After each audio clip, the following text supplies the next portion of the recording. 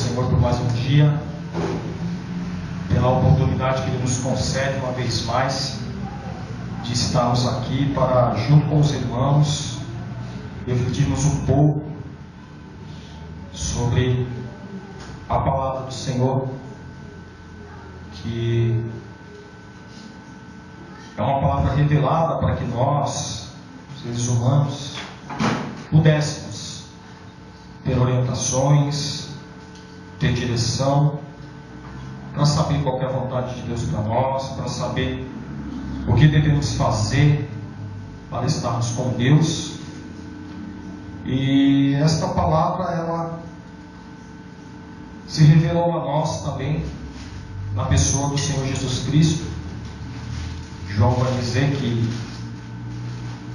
no princípio era o Verbo estava com Deus e o Verbo era Deus, e Ele se revelou a nós. E nessa revelação da palavra do Senhor, a palavra que o Senhor nos dá, eu gostaria de refletir um pouco sobre a presença do Senhor em nosso meio. Amém? A presença do Senhor no meio da igreja, a presença do Senhor no meio dos patriarcas, no meio dos profetas. E gostaria, irmãos, de começar essa reflexão a partir do que Moisés entendeu. É lógico que não em toda a sua totalidade, porque se a gente for estudar bastante a questão da presença de Deus, na vida de Moisés, a gente vai ter que partir para termos em hebraico, a questão da manifestação de Deus, toda a sua glória. E a minha preocupação não é tão profunda nesse sentido mais teológico, mas refletir um pouco sobre o que é Deus no nosso meio, sobre o que significa o próprio Deus, como o irmão Marcos já falou aqui nesta noite, que em toda a sua grandeza, em toda a sua plenitude, em toda a sua soberania, resolveu se manifestar, resolveu habitar, procurar estar no meio de homens, de pessoas frágeis, de pessoas pecadoras, de pessoas muitas vezes ímpias, E a gente nota aqui e ali, ainda que havendo uma dificuldade em Deus habitar no meio, havendo uma dificuldade em Deus habitar no meio da impiedade, no meio do pecado, no meio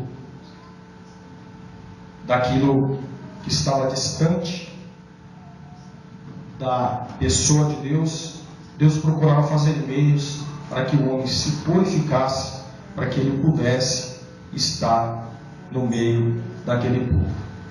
Então a gente nota que Deus, em toda a sua história de relacionamento com o homem, procura fazer com que o homem esteja preparado. De certa forma, a gente pode até usar aqui uma expressão, que o homem esteja habitável, aquele que é passível de ser habitado, para que o próprio Deus viesse ali e se fizesse presente. O texto de início aqui, irmãos, que eu escolhi para podermos começar a nossa reflexão, se encontra no livro de Êxodo, capítulo 33. Vou ler alguns versículos aqui no início.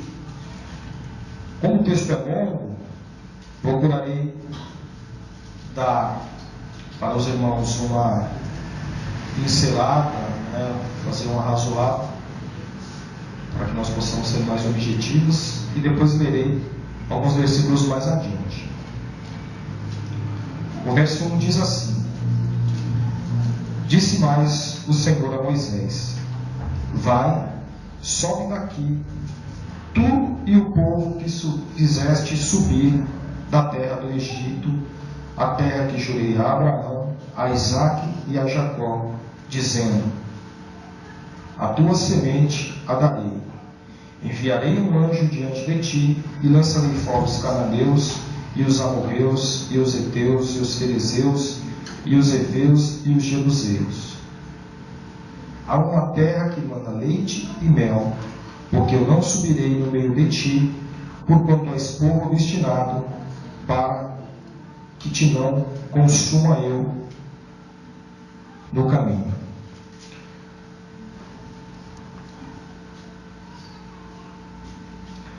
Verso 12 agora, irmãos. E Moisés disse ao Senhor, então a gente nota aqui que Deus havia já feito uma promessa, Deus disse que usaria Moisés para tirar aquele povo da terra do Egito, e uma promessa já que ele tinha feito aos patriarcas, começando com Abraão, renovando essa promessa a Isaque, a Jacó. Deus retoma essa promessa e usa Moisés, dizendo a Moisés: olha, você vai liderar este povo, vai levar o povo de Israel a uma terra que mana leite e mel. Vou tirar vocês do Egito, vou protegê-los, vou guardá-los, vou conduzi-los. No caminho haverá inimigos, no caminho haverá dificuldades, mas eu agirei. Eu mostrarei o meu poder, e um dia vocês vão estar numa terra que mana leite e mel. Mas a gente sabe, irmãos, que o povo de Israel não estava agindo de forma que agradava o Senhor. Era um povo que reclamava bastante, era um povo que questionava muitas vezes a autoridade de Moisés, era um povo que se irava, era um povo, hoje em dia, pelo menos aqui na igreja o pessoal usa bem um pouco esta expressão, mas a gente usava bastante na Assembleia de Deus. Era um povo que murmurava, nada estava de acordo. Por mais que Deus agisse para agradar aquele povo, por mais que Deus agisse para atender as necessidades daquele povo, por mais que houvesse cuidado, por mais que houvesse a manifestação de Deus no meio deles, muitas vezes de forma visível, o Senhor agindo milagrosamente, pouco tempo depois o povo estava reclamando. Havia uma desculpa, havia alguma coisa para reclamar. E muitas vezes eles até demonstravam saudade do Egito. Ele dizia: olha, a gente está aqui no meio desse deserto, poxa, era melhor a gente estar lá no Egito comendo pepino. Houve vezes em que esse povo procurou até que se fosse feito um Deus falso, porque eles ficaram impacientes quando Moisés foi à presença de Deus e demorou um pouco para voltar. Então este é o contexto. Este é o contexto dos primeiros versículos. Deus promete a Moisés que vai continuar. Tem até um versículo que os irmãos gostam bastante, que diz que Deus não é homem para que minta, nem filho do homem para que se arrependa. E isso é verdade. Deus havia prometido que daria àquele povo a terra prometida, que daria àquele povo uma terra que mana leite e mel, e Deus diz agora que vai cumprir a sua promessa, que vai levar Moisés a conduzir aquele povo para que aquele povo chegue à terra prometida. No entanto, o Senhor diz: se eu for no meio desse povo, se a gente for usar uma expressão bastante humana, talvez Deus dissesse: olha, se eu me meter aí, eu vou perder a cabeça. Eu vou mandar um anjo para que eu não consuma este povo, porque eles têm me irado. Então Deus promete que vai cumprir. O povo vai chegar à terra prometida, e Deus vai mandar um ser celestial. O povo se entristece com medo da mão de Deus, e Moisés diz o seguinte, é aqui que vem o verso 12. E Moisés disse ao Senhor: eis que tu me dizes, faze subir a este povo, porém não me fazes saber a quem has de enviar comigo. E tu disseste: conheço-te por teu nome, também achaste graça aos meus olhos. Agora, pois, se tenho achado graça aos teus olhos, rogo-te que agora me faças saber o teu caminho, e conhecer-te-ei, para que ache graça aos teus olhos. E atenta que esta nação é o teu povo. Disse, pois, irá a minha presença contigo para te fazer descansar. Então disse: se a tua presença não for conosco, não nos faça subir daqui. Amém, irmãos? Amados, se nós formos olhar para a pessoa de Moisés, para o seu caráter, nós havemos de concordar com o seguinte: Moisés era um homem de opinião firme e era uma pessoa muito corajosa. A gente já nota isso pensando no que Moisés perdeu quando ele foge do Egito depois de matar um egípcio que estava oprimindo ali um hebreu, oprimindo ali um israelita, oprimindo ali alguém que era da sua descendência, alguém que era povo do seu povo. Nos diz a história que Moisés, ele foi criado tendo uma, possamos dizer assim, um grande privilégio, né? Quem não leu essa parte já deve saber pela novela, né? Está passando a novela aí dos 10 mandamentos, né? Mas a gente sabe que Moisés ali, encurtando a história, ele foi uma pessoa criada ali pela família de Faraó. Moisés era como um príncipe ali no Egito. E quando Moisés decide que ele não aguentaria ver um descendente seu sofrendo, sendo punido, sendo açoitado por simples fato de ser judeu, ele acaba matando aquele homem e coloca tudo aquilo em risco, acaba tendo que sofrer, porque fazendo aquilo e tendo que fugir, ele deixa para trás todos aqueles privilégios que ele tinha no Egito, aquele privilégio de príncipe. Outro momento também em que a gente nota que Moisés, ele é uma pessoa com um caráter bem forte, de uma opinião bastante formada, é quando o Senhor lhe faz uma proposta dizendo o seguinte: olha, Moisés, esse povo me desagrada, esse povo me ira, esse povo vai contra a minha vontade, este povo blasfema contra mim, então eu vou destruir esse povo e vou fazer de ti uma nação. Irmãos, vejam bem, se Deus fizesse aquilo, ele não estaria quebrando a promessa que fizera a Abraão, não é?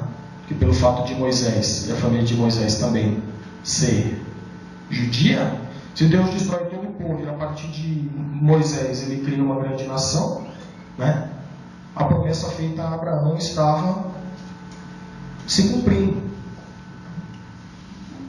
Mas Moisés, irmãos, ele tem ainda o amor por aquele povo demonstrado, e ele, de certa forma, questiona Deus. Fala: Senhor, eu não quero isso. Perdoa uma vez mais o teu povo, que vão dizer as nações ímpias, os egípcios, que o Senhor trouxe esse povo ao deserto para morrer, para perecer. E outro momento, irmãos, em que Moisés também mostra esse seu caráter, essa sua força, na opinião, é neste momento aqui.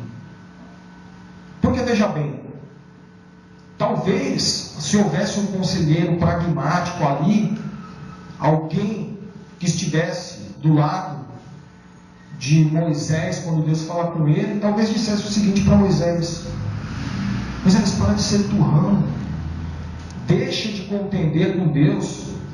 Se Deus falou que vai mandar um anjo, Deus sabe de todas as coisas. Se Deus falou que vai mandar um anjo, tudo vai dar certo.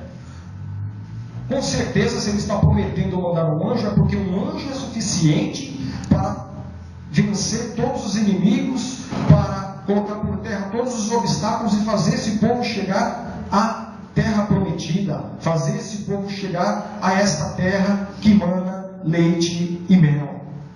Irmãos, mas o mais importante aqui é que Moisés já havia conhecido a Deus. Moisés já sabia quem era Deus. Nos versículos que li anteriormente aqui, a gente mostra que Deus achou graça na pessoa de Moisés. Que o relacionamento de Moisés com Deus era um relacionamento face a face. Moisés tinha intimidade com Deus. E o que eu quero chamar a atenção, irmãos, para a igreja aqui nesta noite, é que aquele que tem intimidade com Deus, ele não aceita outra coisa senão a presença de Deus. O que Moisés está dizendo é o seguinte: Senhor, se a tua presença não for conosco, não nos faça arredar o pé daqui, não nos faça subir daqui. É claro que Moisés, que já presenciara os milagres que Deus fizera, já presenciara a força de Deus manifesta ali no Egito, naquelas pragas, já presenciara Deus agindo de forma poderosa ao abrir o mar vermelho, dando livramento para o povo de Israel e matando os inimigos. Deus não está duvidando de que Deus, Moisés não está duvidando de que Deus pode mandar um anjo, e o anjo dá conta do recado. A questão não é essa. A questão não é se um anjo pode fazer o povo chegar à terra prometida. A questão não é se um anjo é suficiente para trazer a vitória. A questão não é se um anjo é suficiente para fazer aquele povo triunfar. A questão não é essa. A questão é que Moisés não quer sair dali se a presença do próprio Deus não estiver no meio daquele povo. Moisés descobre, irmãos, coisas maravilhosas na presença de Deus. Os momentos de intimidade na presença de Deus foram marcantes.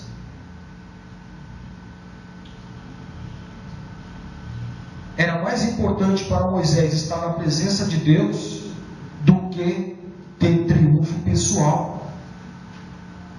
Se um anjo fosse no meio deles, Moisés ainda assim entraria para a história como um grande estadista, como um grande libertador do povo judeu. Moisés ainda assim seria conhecido como aquele que ousou deixar toda a sua glória do Egito para conduzir aquele povo a uma terra que mana leite e mel. Ainda assim Moisés entraria para a história. Ainda assim Moisés teria grande prestígio no meio dos israelitas. Mas Moisés não queria só isso. Moisés queria estar na presença de Deus. É tanto que, se os irmãos notarem, mais adiante, nesse mesmo texto aqui,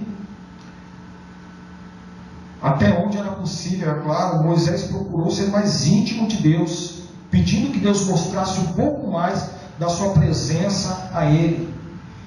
E é claro que, embora Moisés fosse uma pessoa bastante devotada a Deus, ele ainda trazia sobre si, como descendente de Adão, as marcas do pecado. E Deus falou: olha, Moisés, há uma brecha na penha ali, eu vou passar, né, apenas de relance, para que você possa me ver um pouco melhor. E Deus faz isso. Irmãos, infelizmente hoje em dia a igreja, ela não tem se importado tanto com a presença de Deus. Infelizmente isso tem acontecido. Infelizmente, muitas vezes nós, prestando atenção nos cultos de algumas igrejas, digo assim, cultos televisivos, a gente nota o quanto se fala tanto do triunfo, se fala tanto de se alcançar algo, mas não se dá tanta ênfase à presença de Deus, a promessa de que um dia nós estaremos continuamente na presença de Jesus, na presença do Pai, do Filho e do Espírito Santo. Infelizmente, essa questão da presença tem sido deixada um pouco de lado por muitas igrejas. Talvez se essa promessa fosse feita a alguns líderes hoje, eles dissessem o seguinte: não, Senhor, o Senhor faz como o Senhor quiser, o Senhor dando a bênção aí, o Senhor sabe todas as coisas, né? Se é um anjo que vai trazer a chave da vitória, amém. O importante é vir a bênção. Mas Moisés, irmãos, Moisés não pensava dessa forma. E a gente sabe que quem andava como Moisés conheceu, a dar valor à presença de Deus, também agiu de forma semelhante. Nós notamos também que Josué, ele também desfruta da presença de Deus. Quando Josué assume a liderança de Israel, Moisés morre e Deus diz para Josué: olha, Josué, você vai tomar o lugar do Moisés para ser líder no meio deste povo. E Deus faz uma promessa para Moisés, dizendo o seguinte: assim como estive com Moisés, estarei com você, nunca o deixarei, nunca o abandonarei. Que é Josué 1:5. É uma promessa linda, irmãos. Deus está dizendo o seguinte: olha, assim como eu fui com Moisés, assim como a minha presença era com ele, eu quero a minha presença também junto com vocês. Mas a gente sabe que justamente porque Deus nos deu liberdade, justamente porque temos o livre arbítrio, justamente porque Deus não nos faz escravos seus, por outro lado, nos chama a ser servos, mas o fato de sermos servos dele, ele já nos diz que não somos servos cativos, que no dia que quisermos deixar de servi-los, não seremos obrigados a servi-lo sem o nosso querer. O fato de o Senhor nos dar essa liberdade, Ele propõe condições também. Muitas vezes a gente nota que tem um ser, que é uma conjunção que marca uma condição. Se você fizer isso, eu faço aquilo. Se você fizer A, eu faço B. E pouco tempo depois, Josué reúne todo o povo e diz: olha, eu e a minha casa serviremos ao Senhor. Se vocês quiserem fazer isso junto comigo,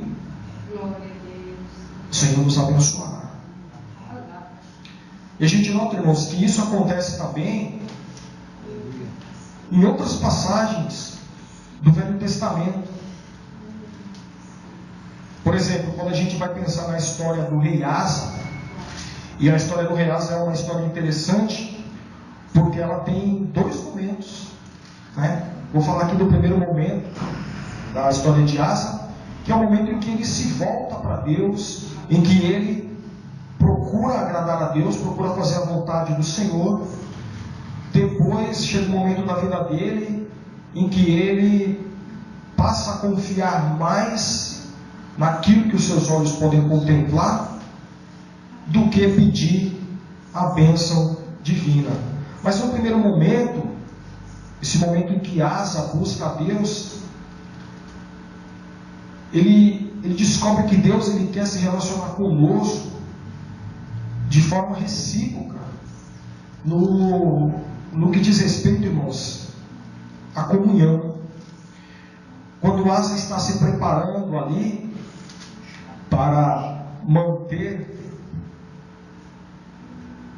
o reino de Israel, o reino de Judá de pé, o Espírito de Deus usa Azarias e diz o seguinte para Asa, que é em 2 Crônica 15:2: o Senhor estará com vocês enquanto vocês estiverem com Ele.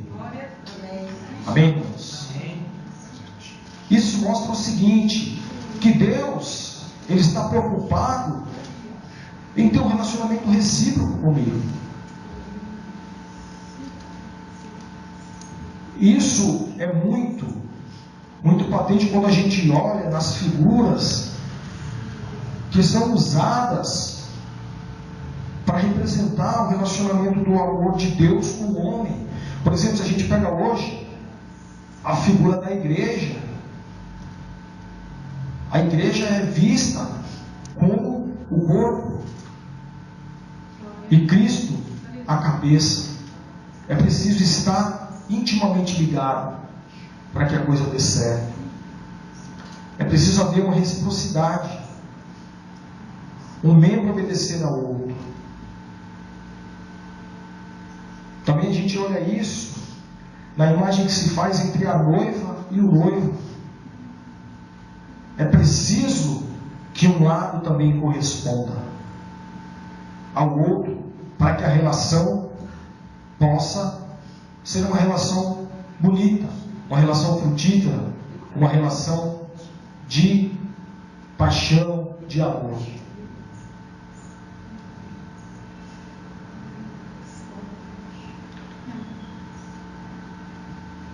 O Senhor, irmãos, ele se faz presente no nosso meio por sua misericórdia, pelo seu amor.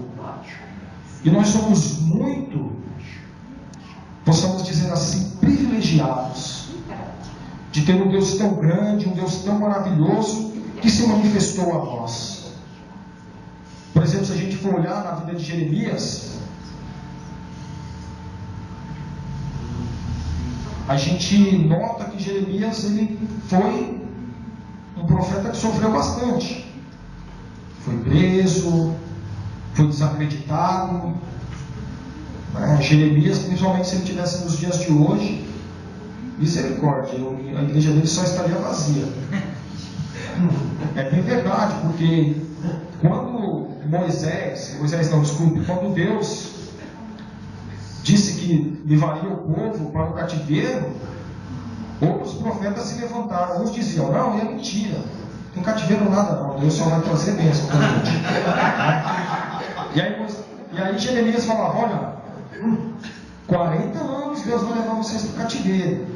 Se convertam, passem a buscar Deus, se arrependam,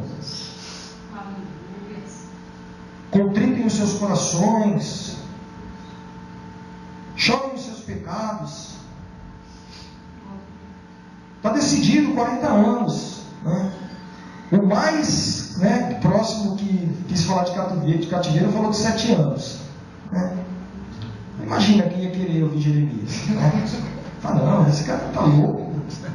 Né? O profeta ali está dizendo que vai ser só bênção, só vitória.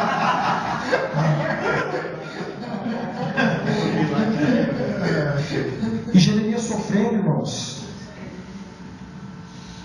sabendo que o próprio povo, os inimigos, pelejavam contra o seu ministério, o Senhor diz a ele: olha, Jeremias, eles pelejarão contra ti, mas não prevalecerão contra ti, porque eu sou contigo.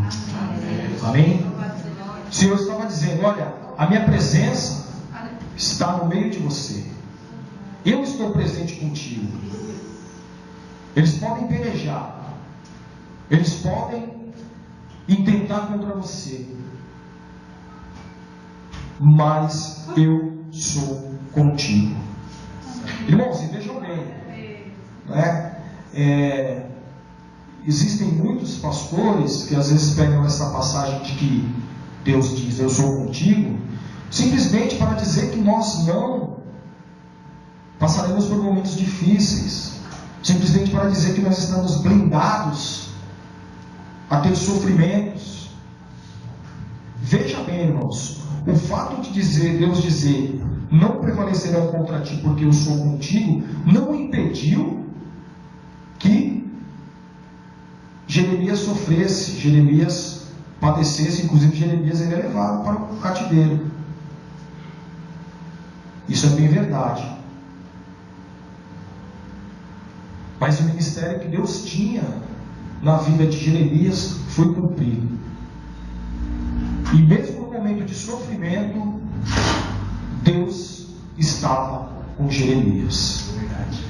O fato de o Senhor dizer para mim e para você, meus irmãos, que Ele está conosco, não nos isenta de passar pelos momentos difíceis da vida, mas nos dá certeza, nos faz estar convictos de que aconteça o que acontecer, o Senhor está ao teu lado, o Senhor está ao meu lado. Isso também acontece, Deus usa também em Isaías. Quando a gente pega ali versículos que a igreja gosta bastante, que são de Isaías 43, de 1 a 5, quando passares pelas águas, serei contigo. E daqui a pouco Deus diz: não temas, estou contigo.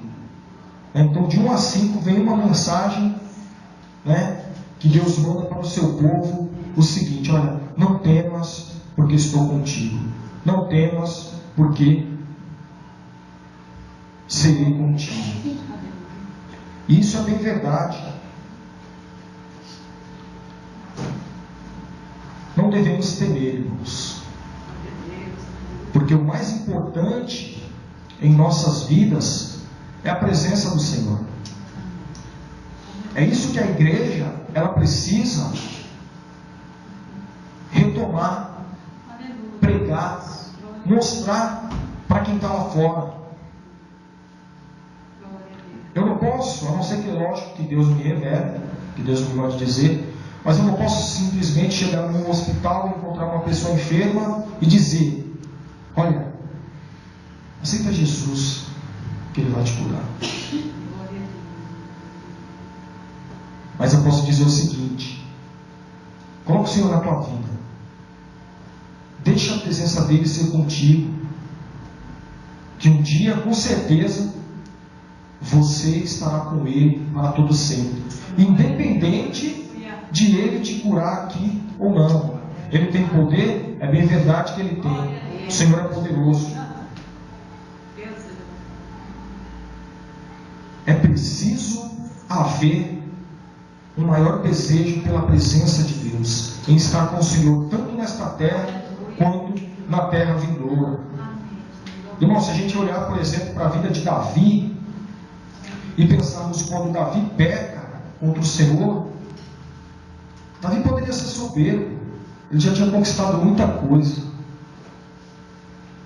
ele tinha o povo de Israel nas suas mãos, além de ele ter exército, além de ele ter guardas que eram bastante leais, ele tinha o povo. Ele tinha o carisma do povo. Antes mesmo de Davi ser rei, o povo já mandava botar fora Saul. O povo cantava: olha,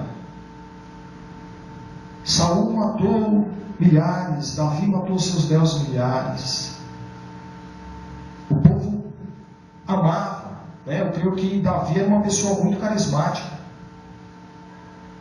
E ainda assim, Davi pecando, ele contrito, mesmo diante de tanto poder, de tanta fama, ele se humilha e suplicando ao Senhor. Ele poderia dizer: olha, Senhor, não me tira o reino, é muito bom ser rei, não quero que aconteça comigo como aconteceu com Saul, não quero perder todo esse poder, todo esse status. Uma grande preocupação que a gente nota na oração de Davi não é com as coisas físicas, não são com as coisas terrenas, passageiras.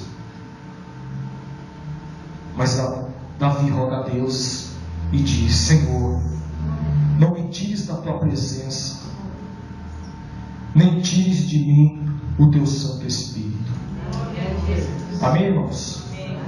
É coisa linda, é coisa maravilhosa. Isso é coisa de quem tem comunhão com Deus, de quem reconheceu que acima de todas as outras coisas, o mais importante era estar na presença de Deus. O mais importante era ter Deus com ele. Davi não queria isso. Senhor, não me tira da tua presença, eu quero estar contigo, eu quero o Senhor junto comigo, eu quero o Senhor ao meu lado, a tua presença comigo.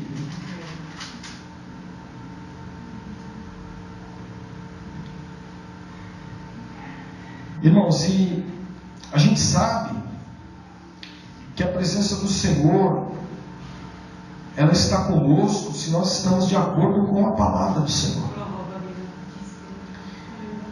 E isso é muito mais importante a gente notar, né, quando vamos fazer questionamentos de que se o Senhor está conosco numa proposta, de que se o Senhor está conosco em algum plano, é se aquilo que nós estamos buscando está de acordo com a palavra de Deus.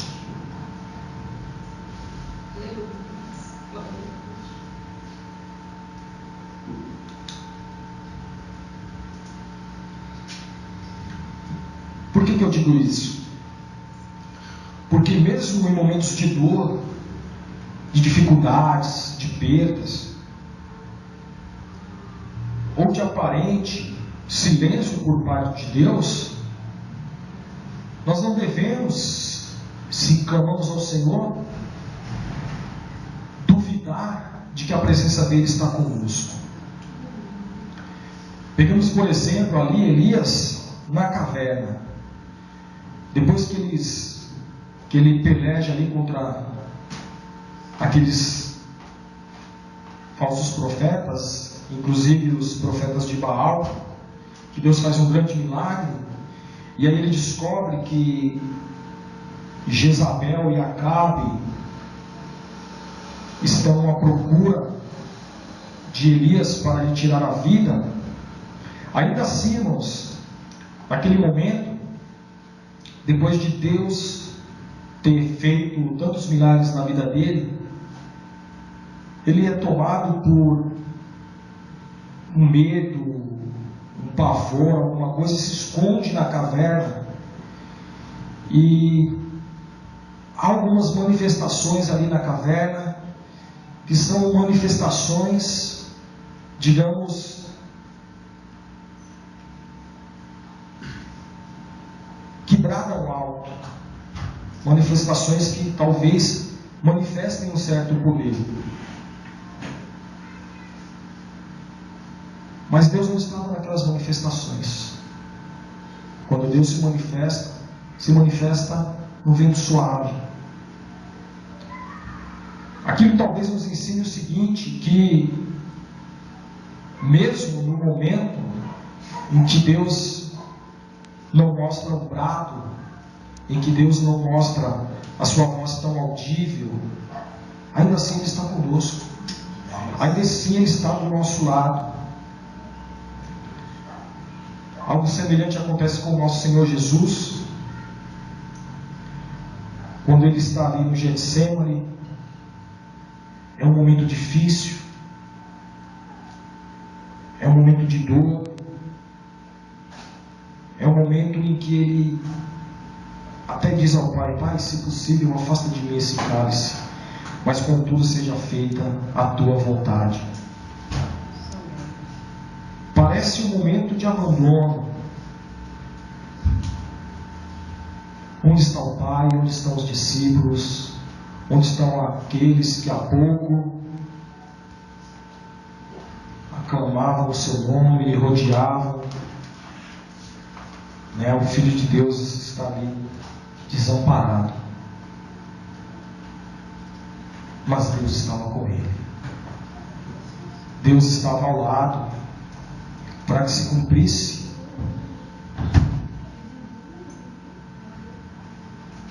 a vontade do Pai. E se um momento, irmãos, na cruz, Jesus diz: Eli, Eli, lama sabachthani, Deus meu, por que nos desamparaste?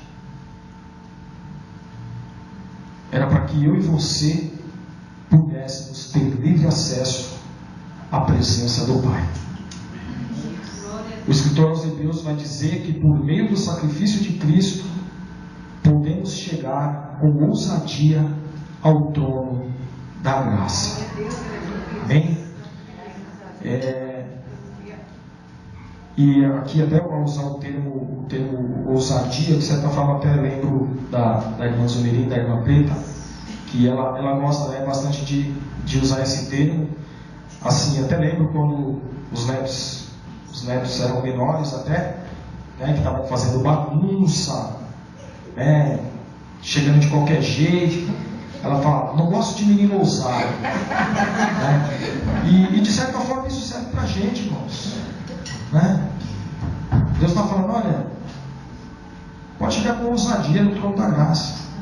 E quando você chega com ousadia no lugar, você não chega de qualquer forma, acanhado. Não, é como você está entrando na sua casa. Não, a casa é sua, entra, você é bem-vindo. É uma grande alegria ter você na minha presença, diz o Senhor para nós. E quando, irmãos, eu falo de levarmos em consideração o fato de que a presença do Senhor está conosco, não de acordo com o que os meus sentimentos dizem, mas de acordo com a palavra, é porque muitas vezes, principalmente nós, pentecostais, a gente acredita, por exemplo, se às vezes se tira uma pregação, e o pregador não era muito de fazer a igreja dar uns glórias, um irmão levantar, dar uma rodadinha. Muita gente fala: hoje Deus falou, mas não falou muito, assim, falou, mas não falou tanto, Falou: não, aquele dia lá que o irmão fulano pregou, aquele dia sim, aquele dia Deus se fez presente, E isso, irmãos, é claro que a gente crê no carisma, nas manifestações do Espírito Santo de Deus, A questão não é colocar isso em xeque. A questão é que mesmo no momento silencioso, Deus se faz presente. E a promessa, a garantia disso, da presença do Senhor no nosso meio, é a sua palavra. No Salmo 145, verso 18, está escrito o seguinte: perto está o Senhor de todos o que o invocam. Amém? Amém. A questão é essa: se eu estou invocando o Senhor está presente, o Senhor está na minha vida. Por mais que eu não esteja tão alegre para pular de alegria, por mais que eu não esteja tão afim de rodopiar, de pular. E aí o Novo Testamento vem nos dizer o seguinte: que onde estiverem 2 ou 3 reunidos em seu nome, ali ele se faz presente. Irmãos, e é verdade que muitas vezes esse versículo ele foi usado, né, aqui no ministério da Getsemane, principalmente aqui no Heliópolis, para encorajar os irmãos, né? Às vezes estávamos Carlos, Matusalém, Clóvis, o pastor Cláudio estava pastoreando o arpoador, né? E quase às vezes não dava coro para você usar o versículo, né? Falar, irmãos, mas onde tiver 2 ou 3 reunidos no nome do Senhor, ele está no meio, né? Irmãos, e quem tinha que pregar naquela noite, pregava. Quem tinha que cantar, cantava. Quem tinha que trazer uma saudação, trazia, porque a gente tinha certeza do seguinte: independente do número pequeno, o Senhor estava no nosso meio. O mais importante ali era que nós havíamos nos reunidos por causa da sua presença. A presença do Senhor estava ali. E é isso que nos dá a garantia, a confiança na sua palavra. Um versículo que eu gosto muito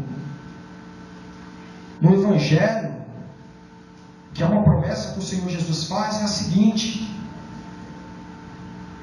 quando ele vai para os seus, quando ele está junto com os seus discípulos, ali no momento de despedida, né, que ele diz que os discípulos têm que levar o Evangelho adiante, têm que ensinar aquilo que havia sido ensinado por eles. Ele diz: olha, eu estou convosco todos os dias até a consumação dos séculos.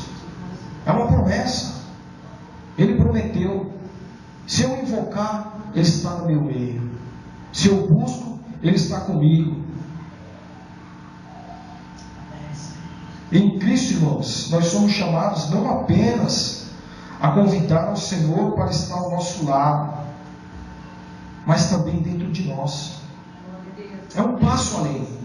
De certa forma, eu e você somos mais privilegiados, pelo menos enquanto em terra, do que, por exemplo, foi Abraão, Isaac, Jacó, Moisés, Davi. Por quê? Porque quando Cristo vai para a glória, prometendo não nos deixar órfãos, Ele envia o Consolador, envia o Paracleto, envia o Espírito Santo, envia alguém que faz parte da própria pessoa de Deus, não para estar simplesmente ao meu lado, mas para habitar dentro de mim.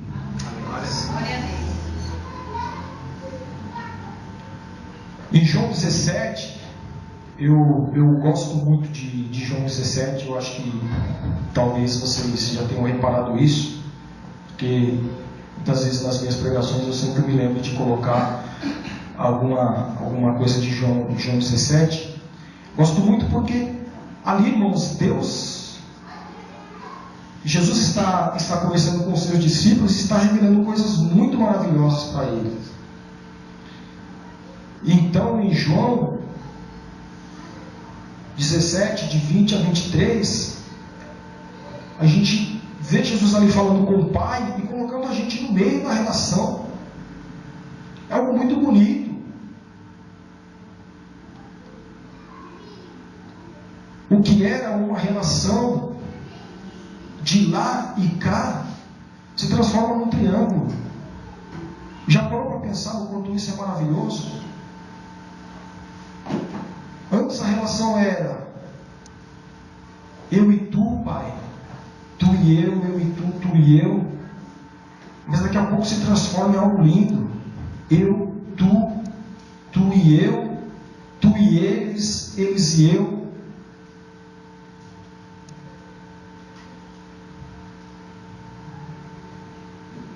E aí chega um momento que Jesus diz assim, que assim como eu estou em ti e tu estás em mim, que tu também esteja neles. É Deus em nós. É algo muito maravilhoso. Por quê? Porque Deus, e aí inclusive a gente sabe, a gente que já leu um pouquinho o Novo Testamento, a gente sabe que causa muito, como é que eu posso dizer, muitas discussões, muitos questionamentos, muitas críticas a Jesus, é essa proximidade que Jesus tem de fazer Deus com ele e com os homens. Por quê? Porque até então os religiosos, aqueles que não tinham intimidade verdadeira com Deus, eles estavam acostumados ao seguinte: eu tenho que servir a Deus, e é um Deus alto, sublime e distante. Deus me ama, mas eu tenho que tomar todo cuidado para não desagradá-lo. Eu estou aqui, eu sou seu servo, mas ele está distante. E aí vem Jesus e começa a falar: olha, tenho intimidade com ele, ele é meu pai. Como assim? Você está blasfemando.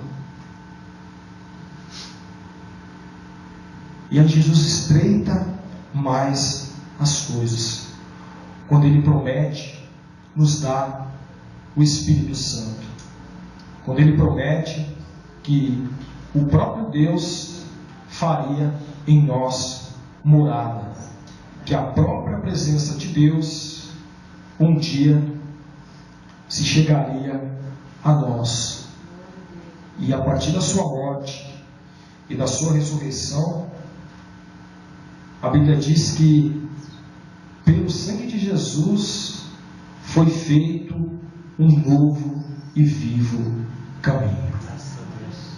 Amém, meus irmãos? E é esse novo e vivo caminho que concede que eu e você tenhamos acesso à presença de Deus. É esse novo e vivo caminho que concede a mim e a você ter parte com Deus. Glória a Deus.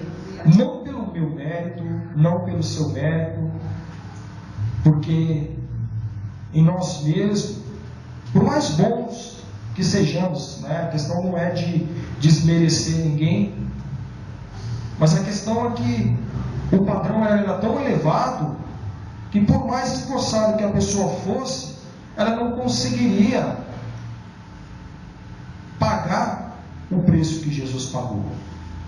Não conseguiria se colocar acima da lei em cumprimento desta. Mas em Cristo, irmãos, nós somos feitos mais que vencedores.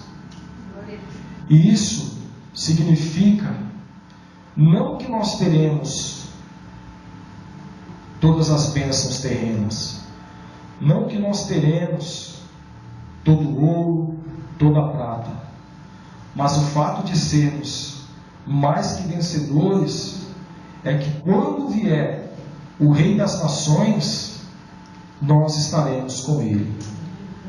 Amém? Em Apocalipse diz que todas as nações virão e adorarão diante de Deus, e nós estaremos com Ele. Amém? Glória ao Senhor. Eu agradeço aos irmãos pela oportunidade, e que nós possamos orar para que a presença do Senhor cada vez mais seja louvada em nosso meio. Amém? Há um hino, uma canção do Renascer Praise, que diz o seguinte, calma que eu não vou louvar, só vou falar, né? Que diz o seguinte, que o Senhor está conosco, ainda que os meus pensamentos, diz assim, eu sei que está contigo, Senhor, ainda que os meus pensamentos não te alcancem. Eu sei que está comigo, Senhor, ainda que os meus sentimentos digam não. Então, irmãos, independente da circunstância, pela promessa que o Senhor nos fez, pela grandeza da sua palavra que é infalível, cremos sempre que o Senhor está conosco. Amém? Nós que de origem pentecostal, muitas vezes a gente tinha uma preocupação nesse sentido. Olha, eu não consigo me concentrar, eu não estou sentindo, mas o Senhor está conosco. Amém? Ainda que o meu pensamento não alcance no momento de dor, no momento de dificuldade, ainda que os meus sentimentos gritem não, o Senhor está conosco.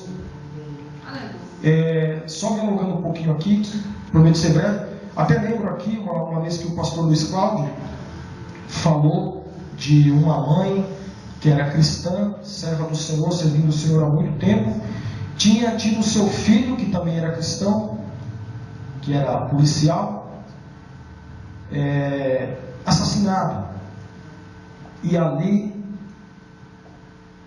no velório, no momento de dor, no momento de perda, no momento terrível, até indescritível, aquela mãe dizia: onde está Deus? Deus nos abandonou, algo do tipo. O irmão Luiz Cláudio nos relatou isso. Talvez, irmãos, os mais religiosos dissessem: olha, essa mulher está blasfemando, Deus já está longe daí. Isso não é verdade.